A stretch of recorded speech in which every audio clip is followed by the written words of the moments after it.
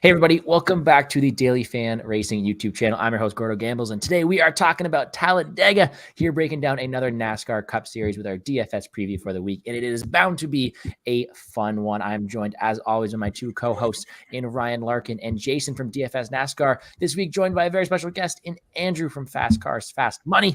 We are here today to talk about Talladega, as I already mentioned. Before I get to my usual suspects, the guest this week, Andrew, how are we doing, my friend? I am doing well. I'm excited to get back on the show. I think I was on for the Busch Light Clash at the beginning of the season. So a lot of NASCAR has happened since that first appearance. So I'm glad to get invited back. But no, things are good. Life has been very busy on the personal front. Just got done purchasing a home, which has been keeping me very busy. So that's been fun, and excited to get back into NASCAR DFS this weekend. For sure, man. No, I congratulations to you on that one. And we do have ourselves a nice a race to get back started in here. But with these types of races, we have our snake draft, which is what I love to do personally, because it's a fun way of getting a nice little challenge between you guys. And one day I'm gonna win it, and one day I'm gonna rub it in Ryan's face. Speaking of Ryan, how are we doing this week, my friend? I am fantastic. Quick question though. Nice hat. Thank you. We got a new shipment of hats in. I only ordered a few, and I kind of regret it. I wish I would have ordered a bunch more. But we start the show, right? And you do your countdown thing. You count Always. 3, 2, 1, and it's great. It's your catchphrase, right? It's your, instead of having a sign off, you have a sign on. But how come you counting the 3 takes like 8 seconds? Because I count to 3 until I press the go live button, and then my computer's so slow it takes another like 5 seconds to actually go live. Jeez, man. Okay, yeah. so it's like Canadian time, like you're 5 seconds slower up there. Yeah, fast cars, fast money, slow Wi-Fi. That's how it is. No, we're good, man. I appreciate you doing the show as always. Had to rib on you a little bit, but thanks, Andrew, for being on. It gives us our 4th party for the challenge. Thank you. We got 3 people on the wheel. The wheel is returning for the show, so we'll have that as well. And I love the snake draft concept where we just kind of have some fun with it. Hopefully, I don't get destroyed again. I think my average finish was like 28 for my 4 drivers last time, so we'll look to hopefully avoid the wrecks. All right. Well, I went to Jason last because I wasn't sure how his Wi-Fi was going to do, but he's holding up okay. So, Jason, why don't you attempt to tell us how you're doing today? Yeah, Wi-Fi is doing good. I made a few adjustments, made a few tweaks to the car, and we're running pretty smooth right now. So yeah, hopefully it holds out. Doing good, man. Been a busy week at work. Excited to be sitting here talking NASCAR with you guys, ready for Talladega. I love Talladega. Talladega's been one of my favorite races on this series for so long. I've been to Talladega several times, dying to go back. It's just I love pack racing, man. Excited. Hate it for DFS, but love it. Love watching it. It's fun. All right. Well, you guys know me, right? I don't bring much NASCAR knowledge, but I got some some film knowledge, and Talladega is one that pops out there. So I'm looking forward to it. But please, Jason, we're going to go right back to you. Please tell me what this race entails and what to expect this Sunday. Yeah, well, Talladega, what you get is you get pack racing with Talladega. So you get cars that get to run wide open around this huge track, right? High banking. So it allows these cars to run. Draft becomes a factor. They get bunched up in these huge packs. Typically, we'll see them run 2 to 3 wide, couple inches apart, stacked through, after the restarts, after starts, they can kind of spread out. But when you have them packed up like that towards the end of these green white checkers, at the end of stages, things can get crazy. Your guys start getting antsy, they start getting aggressive, blocks start getting thrown, chaos can happen, and typically that's when you see the big one. That's what Talladega is known for, the big one. Car stacked up, just wrecks with 15-20 cars in it. Hard to predict who, when, where, if. It's just edge of your seat racing, man. I love it. That must mean some decent volatility. How does that affect what you go into building your lineups, Andrew? Yeah, so this is a weekend that a lot of the small teams have circled on their calendar because they know, this is probably their greatest opportunity, their greatest chance of, not only winning, but, at least just getting a solid finish. So when it comes to lineup construction from a DFS standpoint, sometimes these weekends can be frustrating. The slate can tilt very often in one wreck is usually all it takes. But from a strategy standpoint, a lot of the terminology, a lot of the phrasing that you're going to hear throughout the week is, stack the back. And I'm sure we'll probably get into that later, kind of going through lineup construction. But no, it's fun from a DFS standpoint. I love these weekends. You never know who's going to get out front, what blocks are going to be thrown, what small teams are going to be out there fighting for their big chance. So it's a really fun weekend. These super speedway races are definitely some of my favorite of the NASCAR season. Well, you got me looking forward to it for sure, but we did see Ryan, as always, being our pessimist of the group. What are your thoughts on this one, my friend? I'm not a big fan of Talladega. What are you a fan of? Genuinely. F1. Oh man, that'll stir some people up. Parades. UFC. Myself. So Talladega, to me, it's just, we're gonna ride around for the majority of the race. There's gonna be very little passing now because this package sucks with these cars. So the racing itself isn't entertaining to me like it used to be. And because these guys aren't really going to risk it for the first 100 laps, they're really not going to push it, right? So I don't enjoy the racing. I don't enjoy the racing with the package. You're going to hear the drivers talk about this all week long, so it's not just me. But from DFS perspective, it's fine. It's relatively predictable. It's a lot more predictable than Atlanta and Daytona are. Honestly, the comparisons to the two I don't think are warranted. Talladega is kind of its own beast when it comes to the way the races play out. So I do like playing it. I do like attacking it. And from a DFS cash perspective, I think it's probably one of the easier races to play from there. And I know like Ryan Stevens is going to love this slate. He's going to be all eaten up about some cash this week. But that's a good way to attack it. If you're trying to chase the big money, it's going to be harder. There's going to be random, high scores that you're just not on. It's way harder to predict in that aspect. But you can definitely put in some cash lineups and double up your money pretty easily this weekend because there's a lot of people that make bad decisions. So from that aspect, DFS, I do like it. From the racing, I'm not looking forward to it. I'll take that DFS upside. Dustin, giving us a nice congratulations for going 5 minutes before saying stack the back. If only you knew what was happening backstage. I'm not going to bring it up because I don't want to hear it again, but we've had this conversation. All right. Well, quickly, before we jump into a bunch of this fun stuff here, we got to talk about last week. Last week we did have Martinsville. I'm going to go right back to you, Ryan, here. Tell me about what happened last week and what you learned from that going forward. What I learned, they did not fix a damn thing at Martinsville. The racing still was not good. Still could not pass the leader. Still couldn't really pass at all. Clean air was ridiculous. You can have a 30th place car go laps down, and then if they just magically get out front, they're a second place car. So that track's kind of ruined right now, and the racing kind of was what I expected. From DFS perspective, I was an Anthony Alfredo loose wheel away from winning a bunch of money. The race kind of went pretty much as expected. So I was enjoying while the race was boring. I was sitting there excited because I knew I had, a really good shot at winning some big money, which always helps. Didn't end up working out. I made money all weekend, even on UFC. So the weekend as a whole was good. But Martinsville, you do love yourself. Yeah, I mean, got it. Okay. But it just, the Martinsville package wasn't good, and that's kind of what we're talking about. I was given the Bristol dirt shit for not having passes for the lead and all that, but I followed that up by saying Martinsville is going to be the same way. The tracks in the package just kind of sucks right now. So hopefully they do something to mix that up. What about you, Andrew? How was Martinsville for yourself?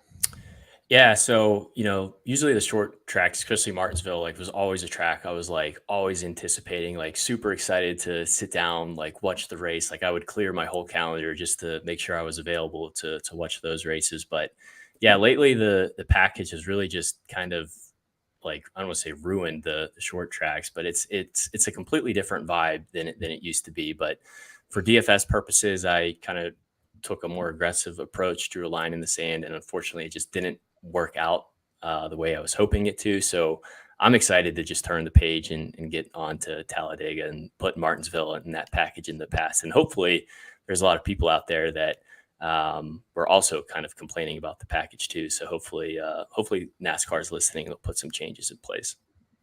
Well, if anybody should be listening to a show, it should be this show right here on Daily Fan Racing. Make sure to hit the like button down below, subscribe to the channel. Jason, how did how did Martinsville go for you? And is it one we're looking to put behind us, or do you have anything to gloat about there?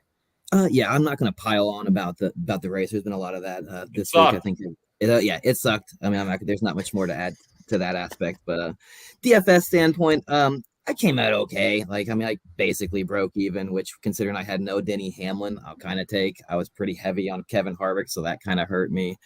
I went heavy SHR, and I think where my big mistake is what I kind of touched on this before the show started, is, man, like, I was heavy on Almirola, I was heavy on Priest, heavy on Harvick, and I somehow just missed on Briscoe. Like, I didn't play any Briscoe. I regret that. I should have played him. He the same team, started in the same range as all those other guys. I should have had some Briscoe. Had Larson, so I liked kind of the way the race ended there.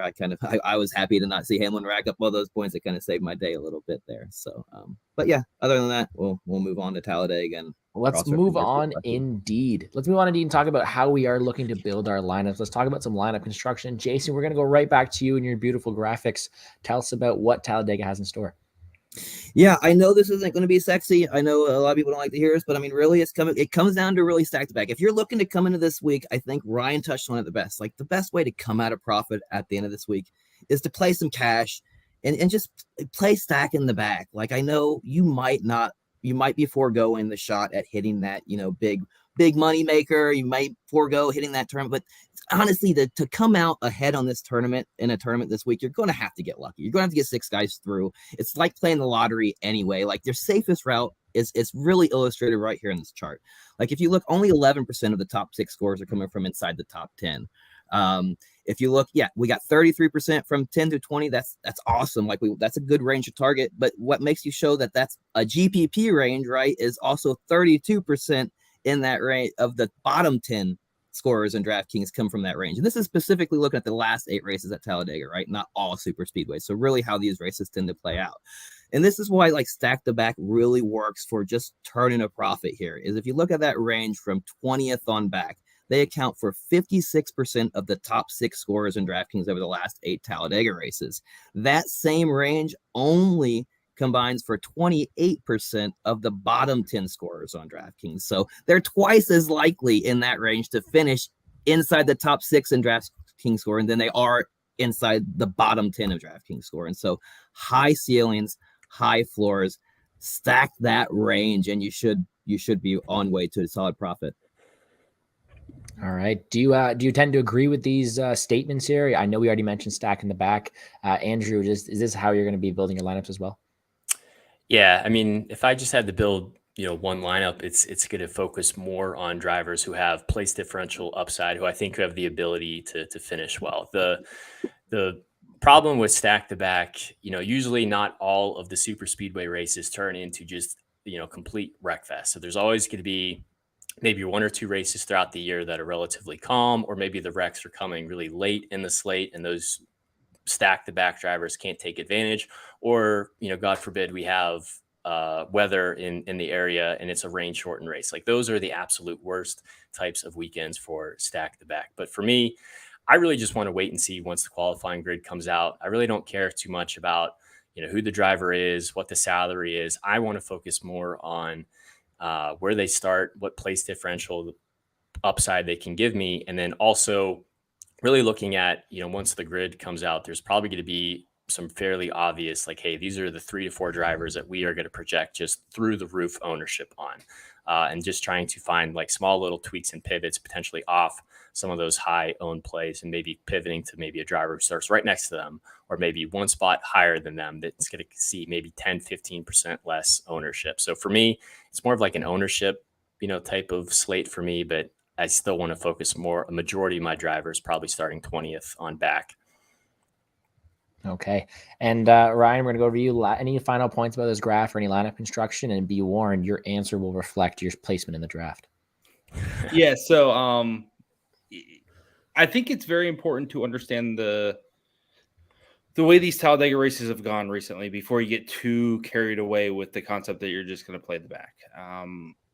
Last race here was the complete antithesis of the stack to back. Okay. Only 6 of the top 19 starters started.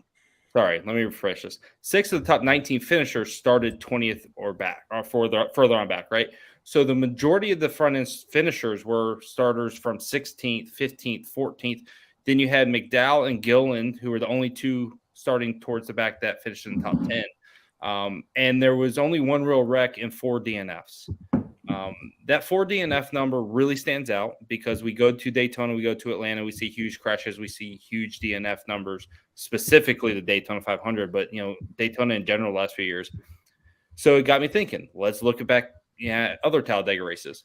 So let's go 4 races ago. Brad Keselowski won, and there were 7 DNFs in that race. The race after that, Bubba Wallace won the rain-shortened race that Andrew kind of referenced a second ago. There were 7 DNFs. So 5 and 7. So 5 in the Keselowski one, 7 in the Bubba Wallace one. Then there was 13 DNFs in the spring race last year, and then 4 the last race. So I know I kind of screwed all that up, but the point was typically we see 8 DNFs. You might get a 13 DNF race, but Daytona we see 18, 20 DNFs even at times. And that allows drivers like BJ McLeod or Cody Ware, who's no longer with us anymore because he's a douchebag, literally finish 15th or 13th and be optimal and be great plays. What? I mean, if you start hitting women, you get called a douchebag, just like his brother did. No, it's just ridiculous to think that you're talking about him 2 weeks ago. Yada, yada, yada. Yeah, but the point I'm trying to make is the drivers you're playing is what's important here. And the race that we're going to see is most likely not going to see a ton of carnage. You're not going to see 20 DNFs. You're not going to see 25 cars involved in wrecks. You typically see 1 or 2 big wrecks. I think for 3 of the last 4, it's basically been 2 big wrecks, and they're taking out 5 or 6 cars apiece. Some are continuing in the race, and then you're getting 2 or 3 DNFs out of those wrecks. To me, that doesn't scream stack to back. That says it's a lot more of a lottery, kind of what Jason was saying, is it's going to be harder to predict from a DFS GPP perspective who the hell is going to be optimal here. It can be a guy like Ross Chastain who starts 6th, leads 36 laps, and finishes 4th or whatever it was. You're going to see a lot more random performances be on the optimal lineup or be closer to optimal lineup versus what you would think with a stack-to-back strategy from Daytona or whatever. So while, yes, to play it safe is great, but who are you playing? Who are you choosing as those drivers? If you look at the last race here, Kyle Busch started 26th, finished 20th. If you played him, you got pretty much nothing out of him. Buescher started 23rd, finished 25th. That would have probably been a popular tournament play for me. Ricky Stenhouse, 25th, finished 22nd. Cole Custer, 28th, finished 21st. Kevin Harvick, 24th, finished 29th. Like, you got all these guys that seem like good plays, but at the end of the day, they're actually bad plays. And their floor was okay. They scored 18 points, but what did you really gain? Are you really cashing with that? So I think it's a lot more of be careful being too aggressive with stack-to-back as well. If there's an obvious play like Brad Keselowski starts 28th, yeah, you need to play him. But other than that, I just think this race and this track runs a lot more different than what the perception is, if that makes sense. And I know I'm different on that viewpoint. I know I will probably sometimes get flack for being different, but I think stack-to-back is kind of it can be a false narrative at this race. I mean, but you're still playing the position differential guys, though, right? I mean, like, you're not. Yes, I'm still looking. That's what stack-to-back is representing. Like, I'm not like, of course, like, yes, if there's less like carnage, right? It's just this race is probably not the back markers like what we would do at Daytona, right? But you're still playing the guys who are going to be position different. Like, even in that race last year that you're talking about, the spring race, like if you look at the top DK scorers, I'm just going to go down from 1 down and where they started at. The top guy started 19th, then 28th, 27th, 14th, 12th, 16th, 33rd, 21st, 22nd, 24th, 5th, 39th, 23rd, 31st. So I mean, there's still like your points are still coming from position differential, right? So that's where the stack to back comes from, right? I mean, you're still gotta hit on the right guys back there, obviously, but you still got to target that range. I mean, you're not stacking the front, right? Right. I mean, you're not stacking yes, but would you say your average starting position on lineup is greater than 20 or lower than 20? It'll depend. I mean, if it's a tournament lineup, it'll probably be right on that number. Okay, if it's a random tournament line, but majority like of your builds are probably going to be greater than 20, I would say, right? It depends. I mean, I don't think so. Not this week. Not this week. Right. Because I know going into the race, Fords are going to have an advantage, first off. And I know they're going to qualify well, and I know I'm going to want some of them. So, like, if a guy like Michael McDowell qualifies 28th, yeah, I'm going to be all over him just like the field will be. But You're going to be on Joey Logano if he starts 4th? maybe, because I think he can lead 50 laps and do what Ross Chastain did and finish 4th and lead 36 laps, 50 laps, and score really, really well. Yeah, and or win the race. So, yeah, I do think you have to be on those guys here. At this track specifically, I think it's a lot more likely that they don't wreck here, and I think it's a lot more likely that a guy like Joey Logano with the fastest car can. And hell, he did at Atlanta still with the fastest car. He just drove through the field whenever he wanted to. So yeah, I think we got lucky. We didn't see a wreck last week at Talladega. Last year at Talladega, I think it could have easily have had. I think we had a big wreck crossing the start finish line, right? I mean, to end the race, right? I mean, we had I know Ross Chastain. Remember, he went right in the middle of everybody going a lap down. It almost was a big wreck. That's your guy. That's your guy. He's our guy. He's our guy. No, I'm back off.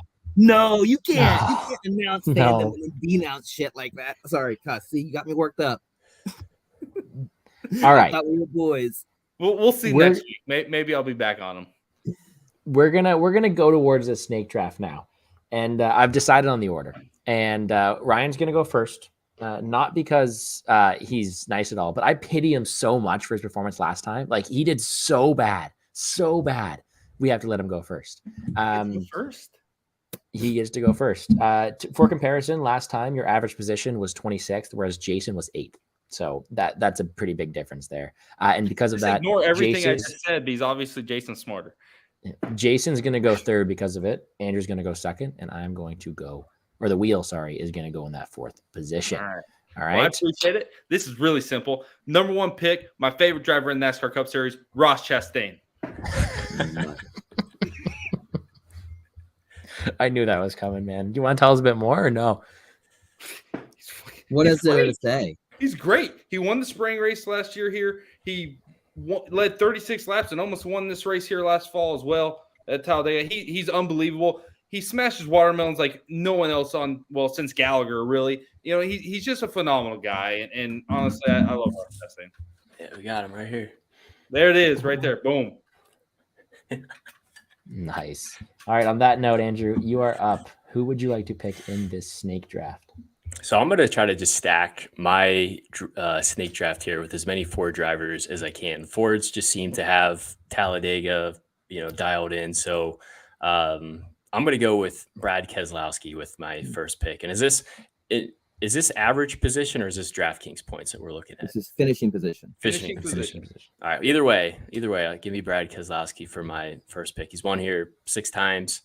Very aggressive. I know he'll be pushing people. He's not going to lift. So he's going to cross the finish line, hopefully first. All right. There we go. Chastain and Keselowski off the board. Jason, our reigning champion. Who would you like to select? Yeah, I kind of have the same thoughts there. I'm going to go Ryan Blaney. I like the Fords this week. They were obviously very fast at Daytona. They were very fast at Atlanta. I think Ryan Blaney's been one of the best at Talladega. 2 top 5s, 3 top 10s. Got the best average finish over the last 8. Best average finish over the last 5 super speedway races in the new car. Average finish of 8th. That's 2 top 5s, 3 top 10s. Give me Ryan Blaney. I think he finally gets a W. All right, Chastain, Keselowski, Blaney off the board, and it's finally my turn. And because I do not have the brains, the knowledge, or really just any IQ at all to draft anybody, that's okay. We're going to draft off the wheel. We're going to ignore that little Atlanta line there, and we're going to pretend that says Talladega, and we're going to hope we do not take Cody Ware here. All right, spinning this wheel as my first selection. Let's see who I get. It worked out pretty well for me last time, and I started off with, I almost had Byron. I have Harrison Burton. Good. Ford. That is a 4. Any comments anybody has on that pick right there? Probably going to start deep in the field, but might be a good thing. Yeah, he's not even good enough to just hold the throttle down and beat everyone else. So, well, I get a snake draft. I have to go back to back. And here's my second pick. Remember, I cannot pick someone who's already been selected. Austin Cindric. He's gone. Oh, it's not going as good as last time. Yeah. Any comments on him? Yeah. Good as chance as anybody. All right. Okay. All right, let's get him out of here. We're going right back to you, Jason. Well, if I got Ryan Blaney, I might as well go his teammate here and just double up on the Penske boys up top and give me Joey Logano too. Might as well, right? Give me the guy who dominated Atlanta, right? Yeah, Fords are fast. I don't got to say it again. Yeah, give me Joey Logano. All right, that's a quick and easy breakdown. Andrew, you going to stick with your Ford? I am. I'm going to go with maybe a driver that people probably maybe wouldn't expect you to pick, but he's kicked out of his main ride this weekend. He's in the third Front Row Motorsports machine. He's been running pretty well this weekend, and I know these are the races that he probably has the greatest opportunity to get a good finish. So give me Todd Gilliland for my number 2 pick there. All right. What did happen with I did see something about a car switch, no? I think Zane Smith's coming in. Zane Smith is going to be the second front row car. I think Zane Smith's is in the 38, and I believe, I could be wrong, but I think Todd Gilliland's in the 36 for front row this weekend. So at least he's in a front row equipment car versus the Require machine. All right. And Ryan, back to you. You got back-to-back picks after having the Melon Man on your team already. Who are you going with again? I'm back-to-back. This is a great spot to be in. So I'm going to go first off with probably the best speedway racer of his generation. I'm a big Keselowski guy, but I would maybe put Hamlin above him. So I'm going to go Denny Hamlin. I just love his decision-making. And yes, they'll be at a slight disadvantage in this race, but if anyone can overcome it and get a nice finish, I'm going with Denny Hamlin. He always seems to be running at the end of these things. I thought for sure you're going to say Ricky Stenhouse Jr. when you said the best super speedway driver. I can wait on him. And then next up, just because I'm not sure he'll get all the way back around to me, I'm going to go ahead and grab Kevin Harvick. They obviously took the top 3 Fords in this race with Keselowski, Logano, and Blaney. Those are the 3. I don't know if anyone else has better odds than those 3. I'd be surprised if they do. But those 3 are the class of the field when it comes to speedway races for Ford. Then we have to look at the Stewart-Haas cars from there. The Fords overall, so the important thing for people who are probably like, what are y'all talking about? Ford has an aerodynamic advantage, right? They have less drag with the new aero changes that were made over the offseason, and that has made them really, really fast at Daytona and Atlanta so far, and it should equate them being the fastest cars in qualifying and the fastest outright speed in the race as well. They should have a slight advantage, which just helps them maintain track position and stay towards the front. Kevin Harvick's a guy who's really, really smart. I think of active drivers, he has the 6th or 7th best average finish here at Talladega in recent years. And then, of course, if you look all time, I think he has like the 5th best average finish. So he's just a consistent guy who typically stays out of trouble, who has a very good chance of finishing inside the top 10. And I think, honestly, he's a guy that can win. He's a guy that obviously has enough experience in understanding what needs to be done. And I think if those Stewart-Haas cars get hooked up, just like if the Penske guys get hooked up, what have you, that they can be challenging for a win. So I really like Kevin Harvick. Okay. All right. Going right back to Andrew here. Your third selection. Yeah. So my top 2 picks are going to need some help. They're going to need some support, some drafting partners out there. So I'm going to go to my first pick's teammate, and I'm going to take Christopher Buescher there. He's going to be pushing Brad K to the win, and then Chris Buescher is going to finish second. Todd's going to be right behind them. That's exactly how it's going to play out. So, yep. All right. Jason, to you, third pick after having Blaney and Logano. Who's number 3? Man, this is cool. I'm gonna roll with the team train here, man. I'm gonna take another Penske guy here. Give me Austin Cindric. I'm gonna just go the Penske trio right here. If I think Logano is gonna be fast, I think Blaney is gonna be fast, and that means Cindric's gonna be fast right there with them. All right. There's one thing he's done well since he's been into the Cup Series. In this new car, he's got 1 win, 2 top 5s, 3 top 10s on the large super speedways. That's in 5 races, right? So that is pretty good. Give me Austin Cindric. Okay. Well, it's back to me. And hey, Gregson, how you doing? We get to go again. Back to back is my final 2. Just living the dream here. Me and Wheel. Our third selection is going to be Ty Gibbs. All right. Okay. Any comments on that one? No, because your picks are not very good. But mine will probably suck and crash out, and yours will finish way better. So I'm not saying anything. Yeah, you got a hell of a GPP line going right now. Well, you guys know the drill, right? Like, if it does well, it's me who picks it, and if it does poorly, I blame it on the wheel. Yeah, like it's a win-win. You got low-owned drivers who are going to start towards the back. It's the perfect scenario. Oh, I can't have Chastain, unfortunately. Well, it was looking good. I got to go one last one. Who's mine? Who do we got? That's my boy Chastain. Love him. And Blaney. You know what? It's shaping out to be a decent, like, DraftKings line, though. Maybe. I don't know. What am I doing here talking like I know what I'm saying? You're probably going to get Logano this time, McDowell the next time. Briscoe. Ooh, there you go. All right. So I have Burton, Gregson, Gibbs, and Briscoe. And then my 5-6, if you want to build a DraftKings lineups, were Chastain and Blaney. All right. I'll take that. All right. Let's see what you got. Jason, you're up next. Yeah. I was thinking about taking Chase here, but I don't want to take another big guy here. I am going to go a little further down. I'm going to go with Eric Jones. Give me Eric Jones. He's been really solid, obviously, in Super Speedways. His team's had a down year. I think he needs a good race to turn it around. This is the perfect track to do it at for him.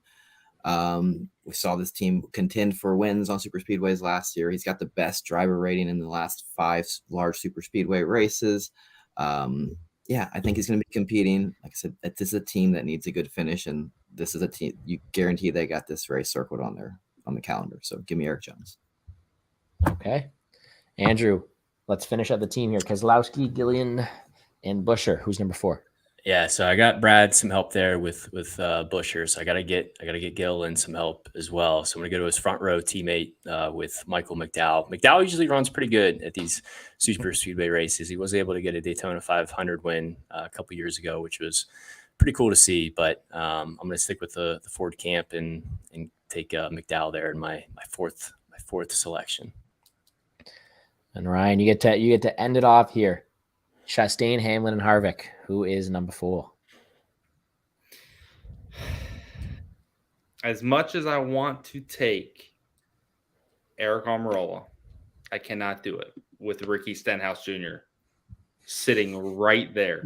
He's too damn good. And it's not even for the gimmick's sake. When you look at driver averages here and you eliminate Anthony Alfredo, who's not in the race, and you could even eliminate Austin Cindric, small sample size of 2 races.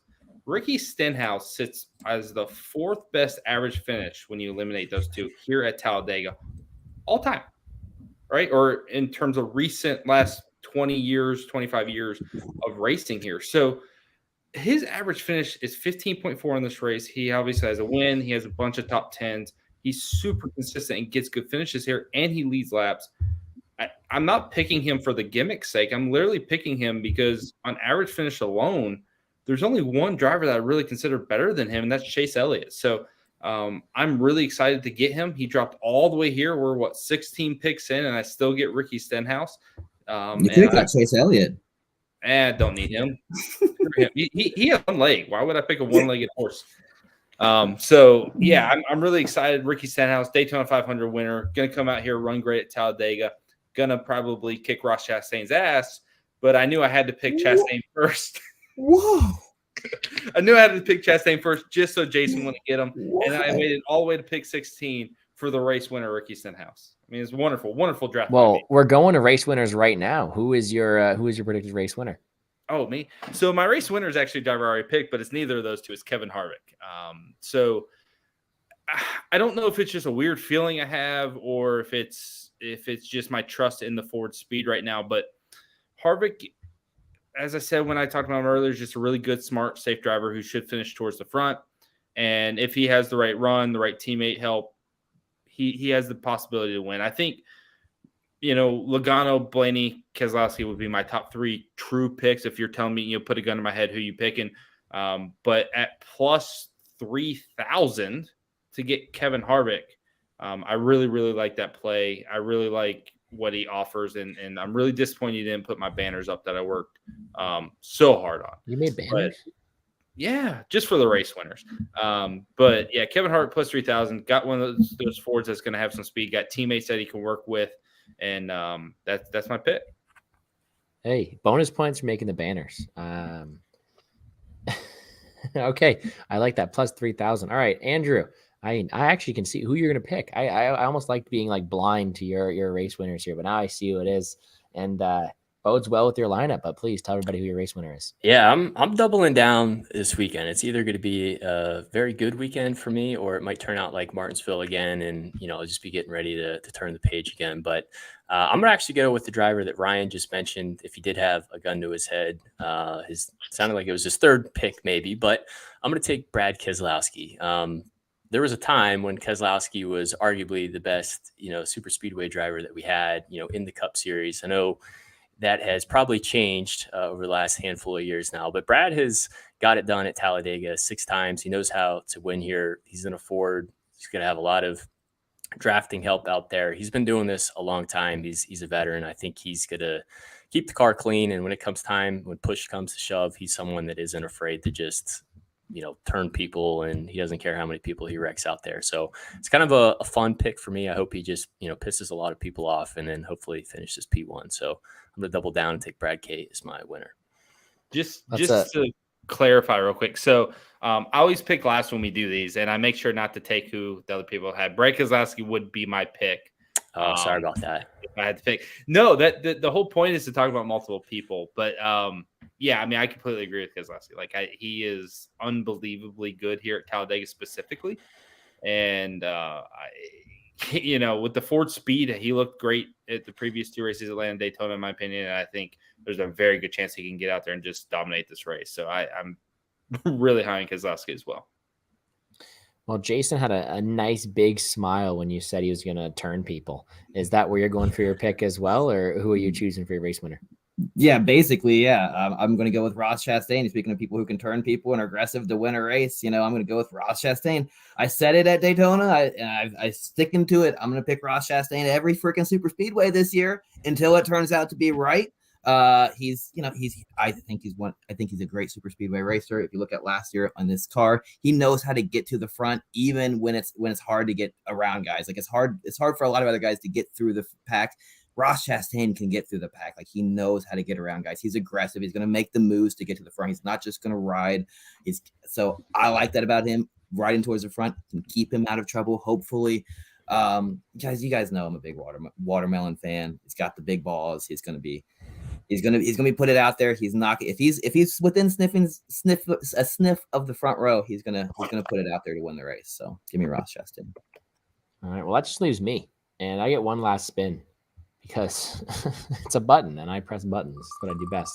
My predicted race winner, or the wheel, depending if it wins or not, is going to be doubling down on my lineup. Someone who's not even racing. Is he racing? No. No. Let's pretend that says Chase Elliott. There's your Xfinity. That's the Xfinity Series winner right there. That's Chase Elliott. So Gordo's got Chase Elliott. You found the one driver that's not actually in this race. That's great. That's skill, man. I bet you couldn't do it again. All right, guys.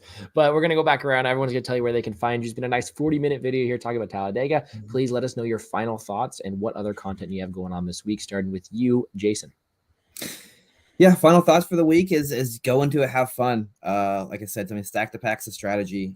Stacking the front could work out. Like, I honestly don't know how the race is going to fall. Nobody really knows how it's going to fall. You can let your dog pick a lineup, let your girlfriend pick a lineup. My kids will probably make lineups. Spin the wheel. Have fun. Somebody's going to tell you that they probably have it all figured out, and maybe they do, but I don't. I'm going to be guessing this week. So if you want to see what I put out, I'm going to give you some data to hopefully make you decisions. I'm going to play it safe. Check me out at runpuresports.com. That's where you can find my article. Coop and I will have a live stream as well some more time in the afternoon. Those have been a lot of fun. I think we gave out the $20,000 winner last week. So I gave out some Ricky Stenhouse Jr. love on that live stream. So that turned, it turned into one of the guys who listened ended up hitting the 20K winner from it last week. So listen to that show. You never know. All right. What about you, Andrew? Thank you for coming in and joining us. What do you have going on the rest of the week? Yeah, thanks for having me back. It's always great, talking NASCAR with NASCAR DFS, with other people who are interested in it as well. So yeah, I'm hoping and praying we don't get a train out there on Talladega. I hope we don't see single file racing. I hope it's 2 wide, 3 wide racing, and hopefully the stack the back strategy will pay off for us. But as far as where to find us, so we put content out on 2 places. It's going to be on Twitter, which is the hashtag or the @ there. It's @FastCarsFM. We just finally got over 1,000 followers a couple weeks ago, so that was a big milestone for us. And then we also do YouTube video breakdowns, mainly just for the Cup Series with the tight time constraints, and that's just going to be @FastCarsFM. We're creeping up on 700 subs there, so if we can kind of get above that milestone over on that platform, that would be great. But yeah, thanks again for having me, and I'll be back anytime you guys want me. All right. And last but not least, Ryan Larkin, where can they find the rest of your work this weekend and your overall thoughts? DailyFanRacing.com. We have Xfinity and Cup Racing this week. I'm out. I've been out of it all show. I've been rambling like an idiot. But we'll have the normal stuff we always have. Small weekend, light, not a lot of heavy lifting. Like Jason said, it's a bit of a lottery, so we don't have to be too opinionated. We can kind of just break it down and look at it from a numbers perspective and be a little bit more precise, hopefully, than others. But, for the most part, it is a bit of a guessing game. Thank you, Andrew, for being on. Join us again. Definitely check out their stuff. Make sure you're following and subscribing to his stuff. Get him to 1,000 subscribers. Get us to 1,000 subscribers so we can start making some money off these YouTube channels. Get Gordo to 1,000 subscribers if you like MMA bets and stuff. He does a really good job breaking down all things MMA. So that's the real way you can help us out is like our stuff and subscribe to the channels, because we can eventually monetize that. Even if it's just $100 a year, it's $100, right? So definitely do that for us. Subscribe, like, all that stuff. But yeah, definitely check it out. What happens at 300? Yeah, I'll try to probably do some giveaways here in the upcoming for subscribers, and I think we got some promos and all different types of stuff happening soon, so be on the lookout for that. All right. Well, me, as Ryan mentioned, I'm an MMA guy. I'm not much of your NASCAR type, but if you are on the bold side and want to adventure down to some MMA this week, you know where to find me at Plays and Fade Sports on YouTube, GordoGambles on Twitter. In terms of what I'm doing NASCAR wise, starting 2 weeks from now, I will be consistent with these videos Thursday and hanging out with Ryan. But until then, I got to move to a different country. I got to move far, far away. So I will not be on these next couple streams. Will I be? No, this is my last. I will not be the next 2 Thursday streams. So it's just Ryan, just Jason, and anybody else that may bring on there. But I will see you guys in 3 weeks when I'm new location. Hopefully a nice, sexy backdrop. Maybe I'll get some cool cars in the background. Maybe a new hat. Maybe a moose head too. Who knows? Where are you moving to again? I'm moving to St. Louis. Oh shit! Don't get shot. Yeah. No, I know. Don't say that. We'll see you at the Gateway. They said the same thing when I moved to Detroit. I'm moving to I'm not moving to St. Louis. I'm moving to like a burb in Missouri, but going to school in education. But that's gonna do it. Jesus. You need to go to the Cup race in St. Louis. It's like July, right? When's that? July, I think. It's one of the best races. You need to go to it. You want to come down and visit and come hang out? Absolutely. All right, we'll do that then. But that's going to do it for us here on the Daily Fan Racing NASCAR Cup Series Talladega DFS preview. I was your host, GordoGambles. Please make sure to hit the like button down below, subscribe to the channel. I wish everybody the best of luck in all your betting and DraftKings and DFS endeavors this weekend at Talladega. Wish you all the best of luck and see ya.